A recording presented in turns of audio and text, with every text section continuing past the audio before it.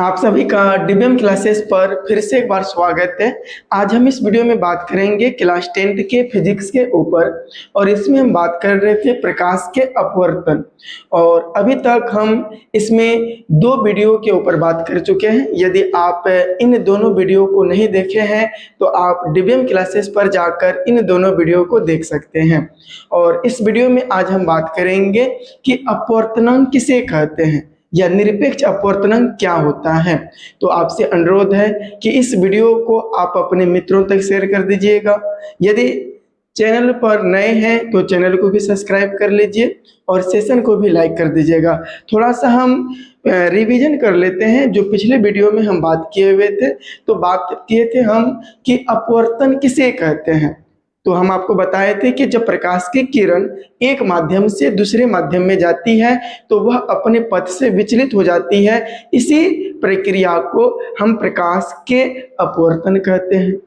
अब माध्यम की बात हुई तो माध्यम कितने प्रकार के होते हैं? दो प्रकार के होते हैं। एक होते हैं सघन माध्यम और एक होते हैं विरल माध्यम।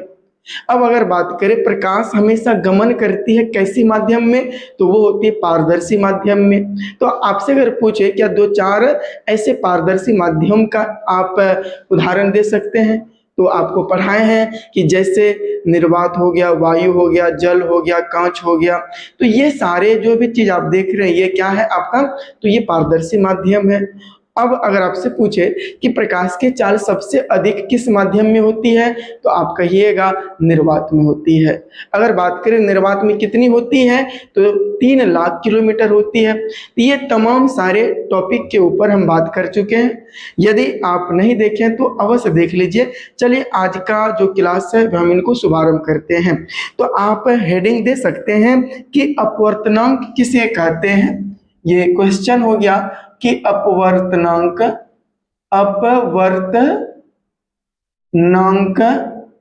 किसे कहते हैं, किसे कहते हैं। या नहीं तो आप ऐसे भी लिख सकते हैं कि निरपेक्ष अपवर्तनांक किसे कहते हैं। तो इसका उत्तर हो जाएगा क्या होगा कि निर्वात में प्रकाश की चाल तथा उस माध्यम में प्रकाश की चाल के अनुपात को अपवर्तनांक कहते हैं। क्या बोले, तो निर्वात में प्रकाश की चाल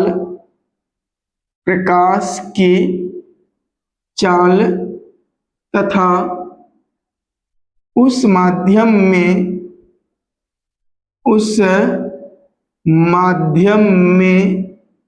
प्रकाश, इधर लिख देते हैं, उस माध्यम में प्रकाश की चाल के अनुपात को अपवर्तनांक कहते हैं। अब ये आपको समझ में नहीं आया, यस, तो समझ में नहीं, कोई दिक्कत नहीं, समझा देते हैं। तो देखिए क्या कह रहा है कि अपवर्तनांक मतलब होता क्या है। तो अपवर्तनांक मतलब होता है कि प्रकाश की मुड़ने की क्षमता को दर्शाता है कि जब प्रकाश की किरण एक माध्यम से दूसरे माध्यम में जाती है तो प्रकाश के किरणों में कितना अधिक झुकाव होता है या कितना अधिक वो मुड़ पाता है। तो इसी घटना को हम क्या कहते हैं, अपवर्तनांक कहते हैं। तब इस चीज को अगर हम बात करें कि इनको नापेंगे कैसे, चेक करेंगे कैसे, तुलना कैसे करेंगे, तो ये एक चीज आप बात करें तो ऐसा कौन सा माध्यम है जो क्या रहता, नियत रहता है, जो बदलता नहीं है, जिसमें एक समान होती है, तो वो एक ही है, वो है निर्वात। और निर्वात एक ऐसा स्थान है जहाँ कुछ भी नहीं पाया जाता है। इस माध्यम में प्रकाश की चाल सबसे अधिक होती है। तो इसलिए हम बात किए कि निर्वात में प्रकाश की चाल तथा उस माध्यम में प्रकाश की चाल के अनुपात को अपवर्तनांक कहते हैं। ये क्या कर, अनुपात मतलब होता भागा, यानी कह सकते हैं अर्थात, आप साथ साथ लिख सकते हैं अर्थात क्या लिख सकते हैं यहाँ पे, अपवर्तनांक जो होता है, अपवर्तनांक बराबर निर्वात में प्रकाश की चाल, निर्वात में प्रकाश की चाल और बट्टे उस माध्यम में प्रकाश की चाल। ये आपको समझ में नहीं आया? उस माध्यम में प्रकाश की चाल। अब यहां आप थोड़ा सा कंफ्यूज पड़ गए कि उस माध्यम में कौन सा माध्यम हो सकता है। देखिए, उस मतलब यहाँ पे कोई भी माध्यम दे सकता है। हम अभी जस्ट बात करेंगे कि निर्वात क्या है, इसमें प्रकाश की चाल सबसे अधिक होती है। अब इसके सापेक्ष में यहाँ कोई भी माध्यम दिया हुआ रहेगा, जल या वायु, कांच, ये माध्यम आपको दिया हुआ रहेगा, ये सूत्र है। तो आपसे कभी कभी पूछा जाता है कि अपवर्तनांक बराबर क्या होता है। ये होता निर्वात में प्रकाश की चाल तथा उस माध्यम में प्रकाश की चाल के अनुपात को हम अपवर्तनांक कहते हैं। यानी तो सीधा सीधा कह सकते हैं अपवर्तनांक बराबर निर्वात में प्रकाश की चाल बट्टे उस माध्यम में प्रकाश की चाल। ये क्या हो जाएगा? अपवर्तनांक हो जाएगा। अब देखिए, इस पर हम क्या करते हैं, अगर आपसे दो चार यहाँ पे प्रश्न बनवा लेते हैं। तो आपसे अगर पूछे क्वेश्चन में क्या कि जल का अपवर्तनांक कितना होता है, जल का अपवर्तनांक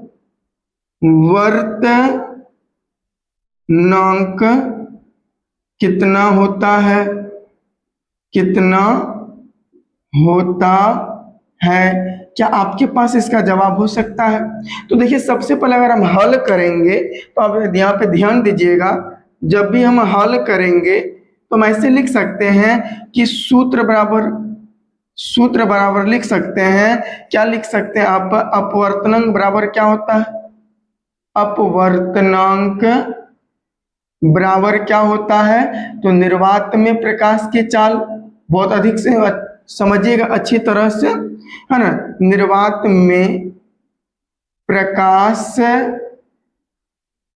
की चाल, पहले आप समझने पे फोकस करिए, बट्टे उस माध्यम में प्रकाश की चाल, उस माध्यम में प्रकाश की चाल हो जाएगा।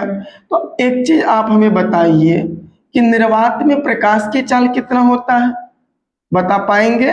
तो आप कहेंगे निर्वात में प्रकाश की चाल जो होती है वो होती 3 लाख किलोमीटर होती है। और अगर बात करें उस माध्यम में, उस माध्यम के जगह पे क्या दिया गया है, तो जल दिया गया है। क्या दिया गया है?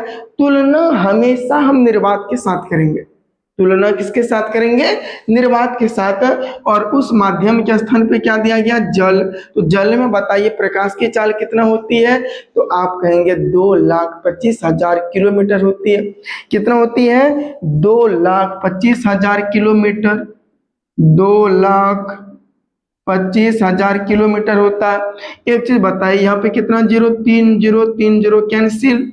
अब बचा ऊपर में आपका कितना, 300, नीचे बचा 225। अब बताइए ये दोनों संख्या किससे कट जाएगा? तो सबसे पहले अगर हम काटने का प्रयास करें, देखिए 4 और 5 9 और ऊपर 3 है, ये संख्या आपका 3 से भी कट रहा है। तो यहाँ पे हम पहले क्या कर लेते हैं, इनको 3 से भी काट सकते हैं, 5 से भी कट सकता है।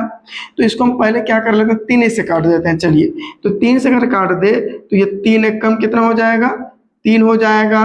अब ये 2 को जीरो बैठा दीजिए, 2 को जीरो यहाँ पे काटेंगे, तो यहाँ पे अगर काटेंगे तो यहाँ देखिए 7 तिया कितना 21, इस पर बचेगा 1, 1 पर 5 15, 5 तिया 15।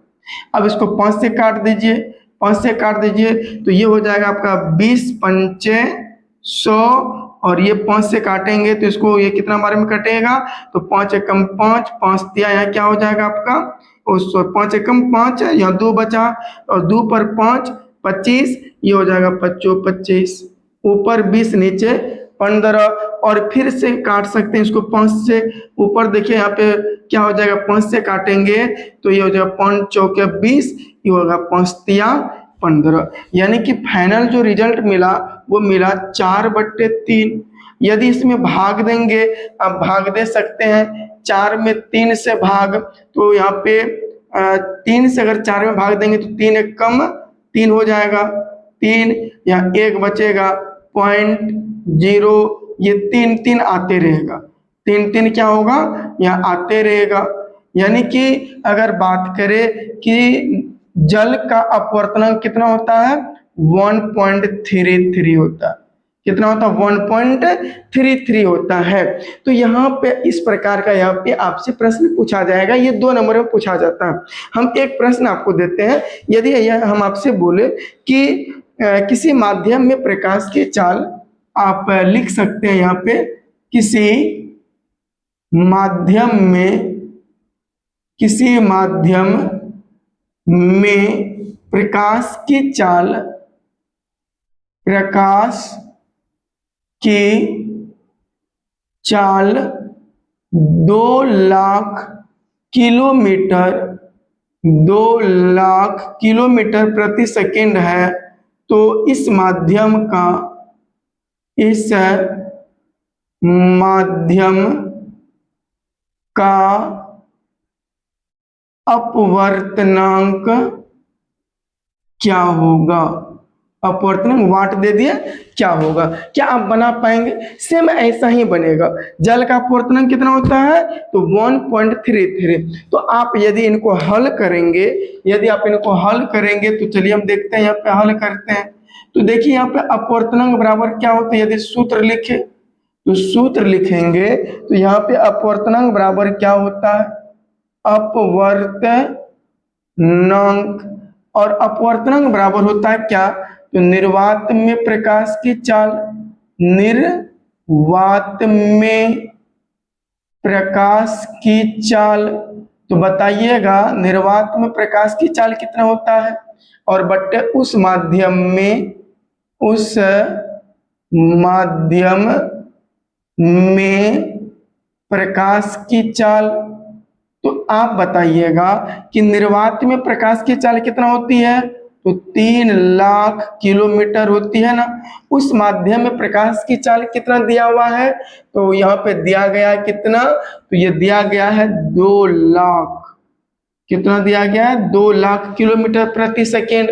अब बताइए यहाँ पे ऊपर में कितना जीरो, 1 2 3 4 5, नीचे कितना 1 2 3 4 5, तो ऊपर भी 5 नीचे भी 5, ये खत्म, और बचा कितना 3/2। कितना बचा, 3/2। यदि 3 में 2 से भाग देंगे, ये निकलेगा 1.5, ये निकलेगा 1.5 है।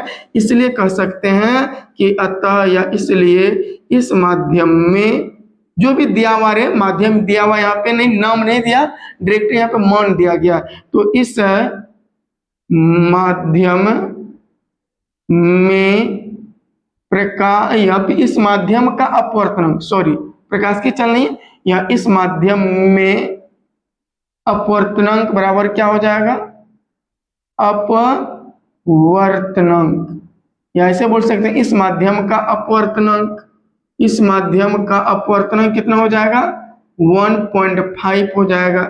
क्या हो जाएगा, 1.5 हो जाएगा। उम्मीद है कि ये प्रश्न आपको समझ में आया होगा। अब आगे बात करते हैं जो अपवर्तनांक है। सीधा सीधा हम कह सकते हैं कि अपवर्तनांक है क्या, तो कह सकते हैं कि जो अपवर्तनांक है यह प्रकाश की किरणों के मुड़ने की क्षमता को क्या करता है, दिखाता है। तुम सीधा सीधा कह सकते हैं कि नोट करके आप लिख सकते हैं, तो नोट करके आप लिख सकते हैं जो अपवर्तनांक है, अपवर्तनांक, अपवर्तनांक जो है ये प्रकाश की किरणों की, प्रकाश की किरणों की मुड़ने की क्षमता को दर्शाता है। अपवर्तनांक प्रकाश के किरणों की, या प्रकाश की किरणों के मुड़ने की क्षमता दर्शाता है। क्षमता, मुड़ने की क्षमता को दर्शाता है, क्षमता को दर्शाता है। क्या करता है, कितना मुड़ पाता है, यानी प्रकाश की किरणों की मुड़ने की क्षमता को दर्शाता कौन, अपवर्तनांक। अब अगला नोट लिख सकते हैं यहाँ पे कि अपवर्तनांक को हम सूचित किससे करेंगे, यदि आपसे हम पूछे कि अपवर्तनांक को हम सूचित किससे करते हैं, तो कह सकते हैं अपवर्तनांक को हम न्यू यानी कह सकते हैं अपवर्तनांक को हम न्यू, ये हो गया न्यू, और या करके से आप लिख सकते हैं, इनको कहते हैं म्यू, न्यू या म्यू ऐसे लिख दीजिएगा। म्यू, म्यू से सूचित करते हैं या म्यू से दर्शाते हैं, म्यू से दर्शाते हैं।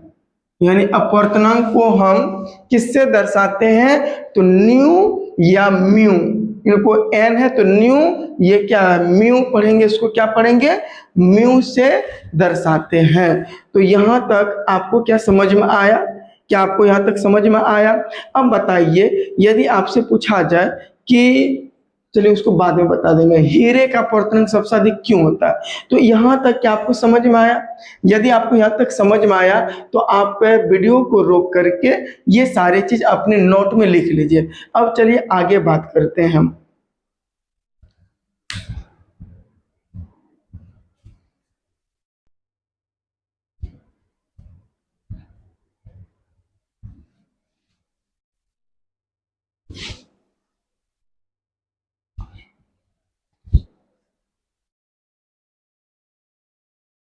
देखिए कभी कभी होता क्या है कि एग्जाम में आपको यहाँ पे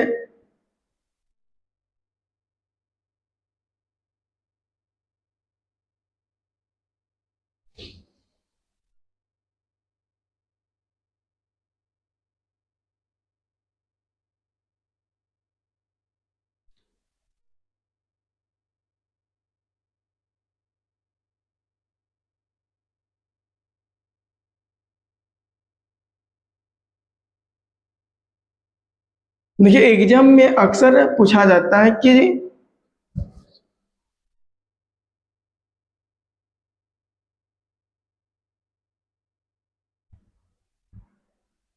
एक देखिए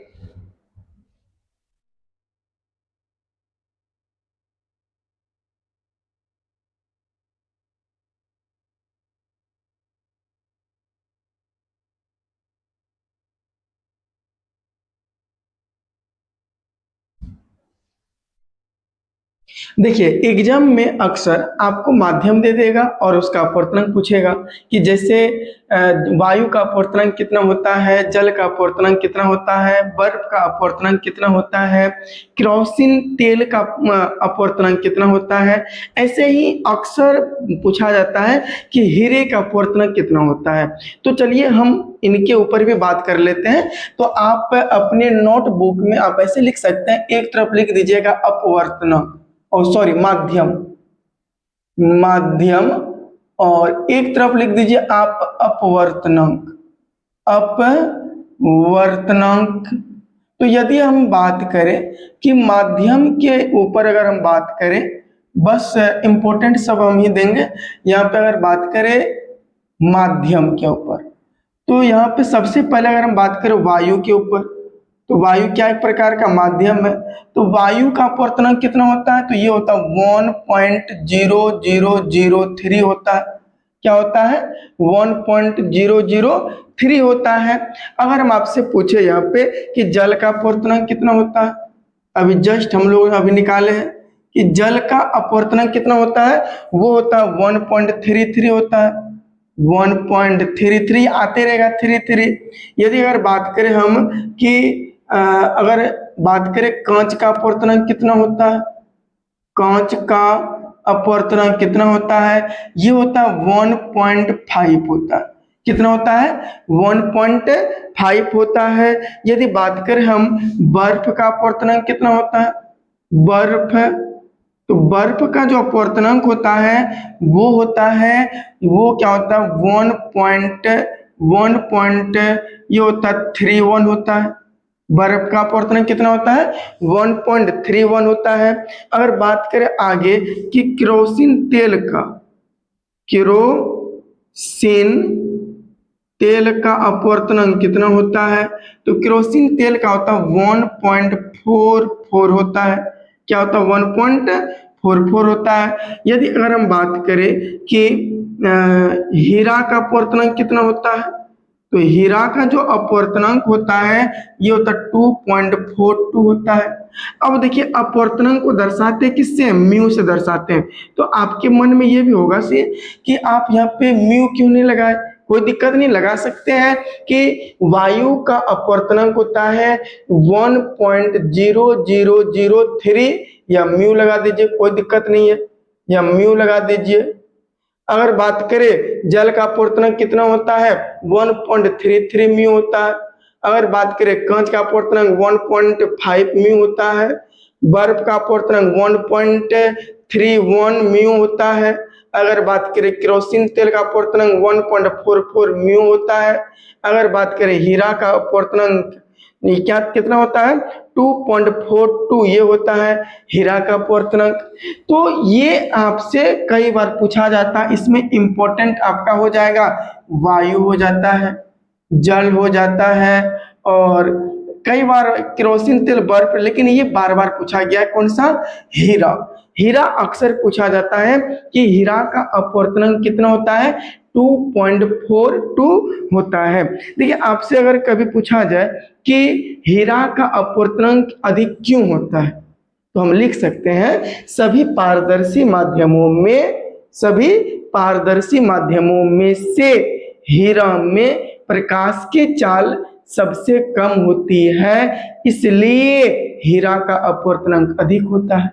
अब देखिए जो जितना कम रहेगा, जैसे अगर यहाँ जगह कम रहेगा तो हमको जाना पड़ेगा ऐसे, जब ऐसे जाएंगे तो घिसाट लगेगा, तो चमड़ा अधिक उतरेगा।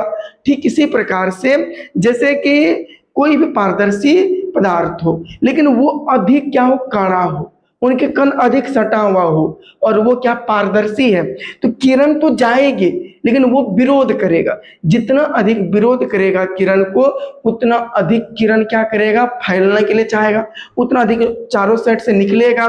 तो जैसे जैसे वो फैलेगा, जैसे जैसे मान कर चलिए ये आपका क्या है, पारदर्शी माध्यम है, इसी को मानकर चलते हम क्या है ये, तो ये आपका यहाँ पे ये हीरा मानकर चलिए।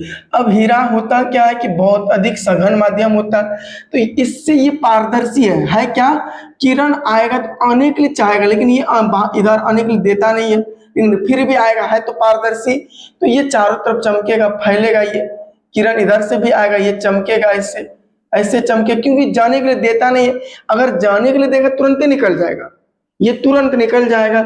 जैसे अगर मानकर चलिए, अगर हम बात करें कि आप अगर पढ़ने के लिए बैठते हैं और आपको याद नहीं होता, तो आप याद करते हैं और दिमाग तुरंत ही डाइवर्ट हो जाता है, नहीं पढ़ेंगे। लेकिन जो पढ़ने वाला विद्यार्थी बैठ जाएगा तुरंत एकदम बढ़िया से पढ़ेगा, कोई दिक्कत है नहीं।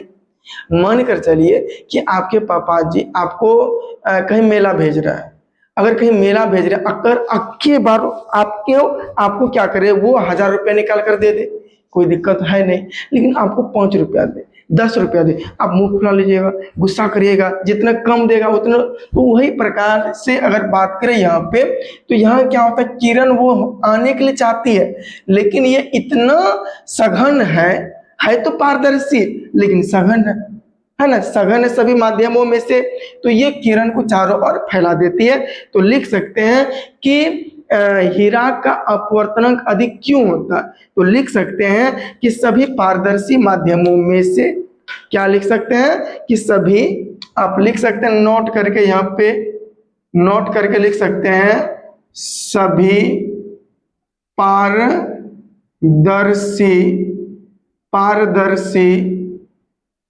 माध्यमों में से हीरा में प्रकाश की चाल, क्या बोले, प्रकाश की चाल सबसे कम होती है।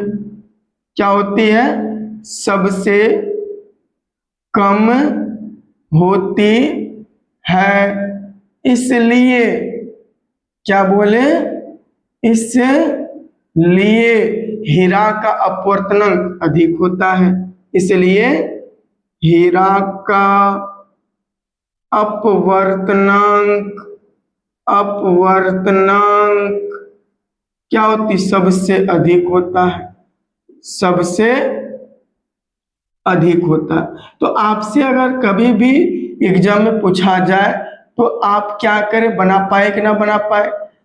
हम आपसे पूछ रहे हैं कि यदि आपसे कभी भी एग्जाम में ये प्रश्न पूछ ले क्या कि हीरा का अपवर्तनांक सबसे अधिक क्यों होता है, तो आप लिख सकते हैं कि सभी पारदर्शी माध्यमों में से हीरा में प्रकाश की चाल सबसे कम होती है, इसलिए हीरा का अपवर्तनांक सबसे अधिक होता है, या हीरा में अपवर्तनांक सबसे अधिक होता है। तो उम्मीद करते हैं ये आपको समझ में आया होगा। अब आगे बात करते हैं कि आपेक्षिक अपवर्तनांक किसे कहते हैं। ये तो हम अपवर्तनांक पढ़ रहे थे, अब हम बात करें क्या, आपेक्षिक अपवर्तनांक या सापेक्ष अपवर्तनांक। तो अगला आप हेडिंग दे सकते हैं कि आपेक्षिक अपवर्तनांक किसे कहते हैं या सापेक्षिक अपवर्तनांक किसे कहते हैं। तो हेडिंग दे दीजिएगा कि आपेक्षिक अपवर्तनांक, क्या बोले, आपेक्षिक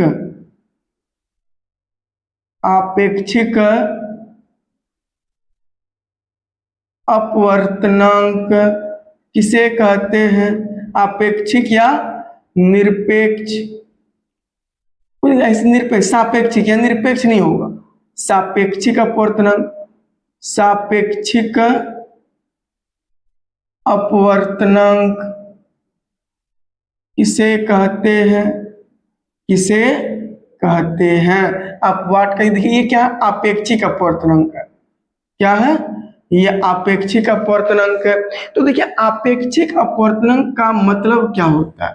देखिए जब प्रकाश की किरण पहले माध्यम से दूसरे माध्यम में जाती है तो यह ये बताता है कि पहले माध्यम के तुलना में दूसरे माध्यम में प्रकाश की किरण कितना अधिक बदल पाया, इसी को हम कहते हैं आपेक्षिक अपवर्तनांक। क्या कहते हैं, आपेक्षिक अपवर्तनांक। तो सबसे पहले भाषा लिख लेते हैं, परिभाषा, कि दो माध्यमों के निरपेक्ष अपवर्तनांक का अनुपात। क्या बोले, दो माध्यमों के निरपेक्ष अपवर्तनांक का अनुपात। उत्तर में हो जाएगा दो माध्यमों के, दो माध्यमों के निरपेक्ष अपवर्तनांक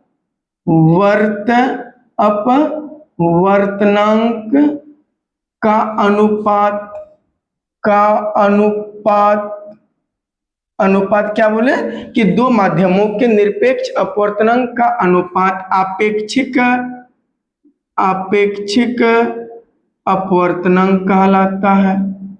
अपवर्तनांक, क्या ये आपको समझ में आया, हमको लगता नहीं है कि आपको समझ में आया होगा, कोई दिक्कत नहीं है, अभी हम आपको समझा देते हैं। कहलाता है, या नहीं तो आप ऐसे लिखिए, या करके लिखिए, ये हम अपनी तरफ से आपको लिखा देते हैं कि अपेक्षित अपवर्तनांक वह मान को बताता है, लिखेंगे अपेक्षित अपवर्तनांक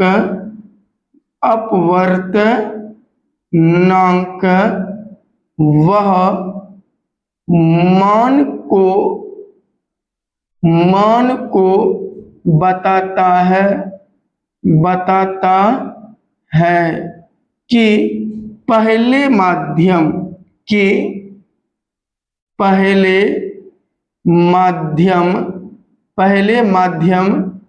पहले ऐसे लिख दीजिएगा, पहले माध्यम की तुलना में, पहले माध्यम की तुलना में दूसरे माध्यम में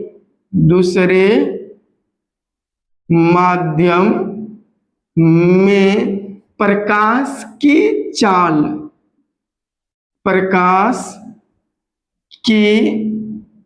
चाल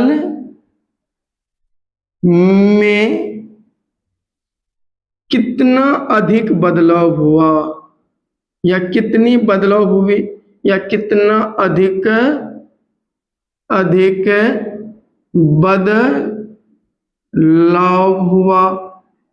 बदलाव हुआ। ये आपको समझ में आया कि अपेक्षिक अपवर्तनांक वह मान को बताता है कि पहले माध्यम की तुलना में दूसरे माध्यम में प्रकाश की चाल में कितना अधिक बदलाव हुआ।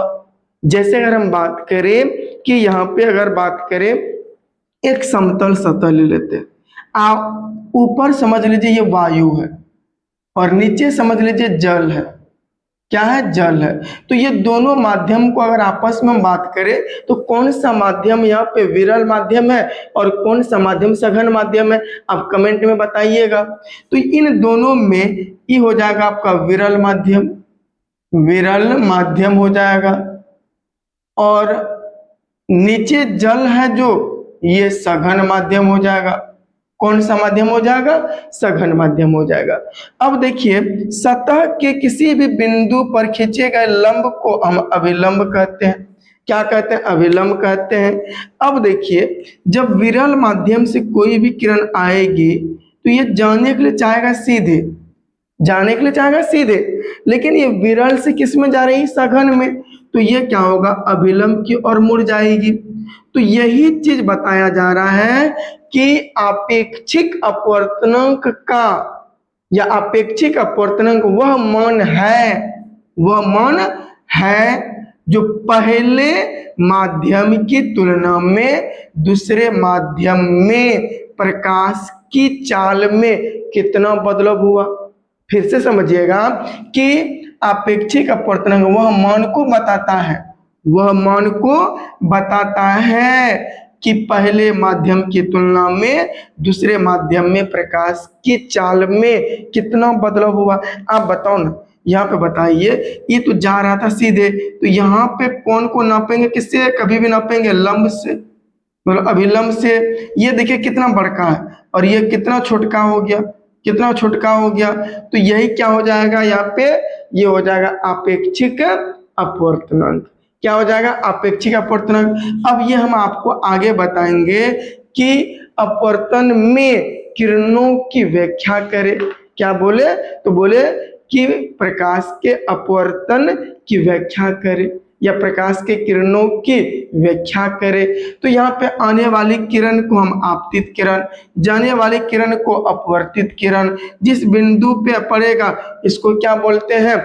आपतन बिंदु कहते हैं। और यहाँ पे ये जो है आपतित किरण और अभिलंब के बीच बने कोण को आपतन क्या हो जाएगा? कोण।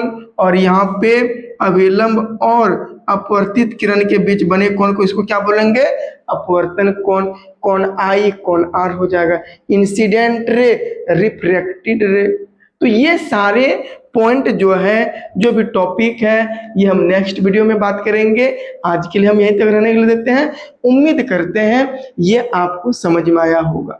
तो आज हम क्या क्या देखें? तो आज हम जो बात किए हैं वो क्या बात किए? सबसे पहले हम बात किए अपवर्तनांक किसे कहते हैं, कि हम बात किए निर्वात में प्रकाश की चाल तथा उस माध्यम में प्रकाश के चाल के अनुपात को क्या कहते हैं?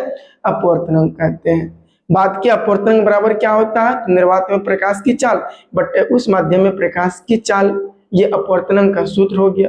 इससे हम यह अपवर्तनांक का कुछ मान निकाले कि जल का अपवर्तनांक क्या होगा, पानी, इसके बाद कांच का अपवर्तनांक क्या होगा। इनके बाद हम बात किए थे क्या? तो यहाँ पे बात किए थे कि अपवर्तनांक जो है वो हमें क्या दर्शाता है? तो वो हमें दर्शाता है प्रकाश के मुड़ने की क्षमता को दिखाता है। क्या दिखाता है? प्रकाश के मुड़ने की क्षमता को हमें दिखाता है, कितना अधिक मुड़ पाता उन्हें हम अपवर्तनांक कहते हैं। दूसरी बात हम बात किए थे कि अपवर्तनांक को म्यू से सूचित किया जाता है। किससे? म्यू से। इनके बाद हम बात किए, एक तरफ माध्यम दिए और एक तरफ क्या दिए? अपवर्तनांक। और वायु का अपवर्तनांक कितना होता है? 1.003, जल का अपवर्तनांक 1.33, कांच का अपवर्तनांक 1.5, बर्फ का 1.31, केरोसिन का 1.44 और हीरा का अपवर्तनांक 2.42 होता है।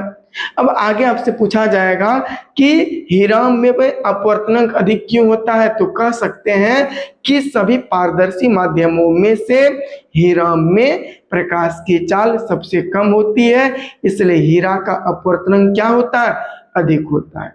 इसके बाद हम आगे बात किए थे क्या अपेक्षिक अपवर्तनांक किसे कहते हैं, तो यहाँ बात किए कि दो माध्यमों के निरपेक्ष अपवर्तनांक का अनुपात अपेक्षिक अपवर्तनांक कहलाता है शॉर्टकट में, लेकिन आपको समझ में नहीं आया। हम दूसरा बात किया अपेक्षिक अपवर्तनांक वह मान को बताता है ना, जो पहले माध्यम की तुलना में दूसरे माध्यम में प्रकाश की चाल में कितना अधिक बदलाव हुआ। यहाँ हम आपको दिखाए कि जा रहा था, ये सीधे जाने के लिए चाह रहा था, लेकिन इसमें देखिए बदलाव आ गया, तो ये वायु से जब जल में गया, इन्हें हम क्या बोलेंगे, अपेक्षिक अपवर्तनांक। उम्मीद है कि आपको ये सारे टॉपिक समझ में आया होगा। यदि समझ में आया तो आप इस वीडियो को जरूर लाइक करिएगा और अपने मित्रों तक भी शेयर करिएगा। और आपसे एक अंततः उम्मीद है आपसे कि यदि आप चैनल पर नए हैं तो आप जरूर सब्सक्राइब कर लीजिए, ताकि ऐसे ही वीडियो हम आप तक पहुंचाते रहे। और लास्ट में अनुरोध है कि क्लास आपको कैसे लगा, ये फीडबैक आप जरूर कमेंट सेक्शन में रखिएगा। यदि किसी भी तरह का अगर कमी है तो आप कमेंट में ज़रूर बताइएगा, ताकि हम उस कमी को दूर कर पाए और बेहतर आपको हम कंटेंट प्रोवाइड कर पाए। तो आज के लिए हम यहीं तक रहने के लिए देते हैं, मिलेंगे नेक्स्ट वीडियो में। हम बात करेंगे इसमें क्या, तो इसमें बात करेंगे प्रकाश के अपवर्तन की व्याख्या, और ये एग्जाम में पूछा ही जाता है। तो हम मिलते हैं नेक्स्ट वीडियो में, आज के लिए यहीं तक, धन्यवाद।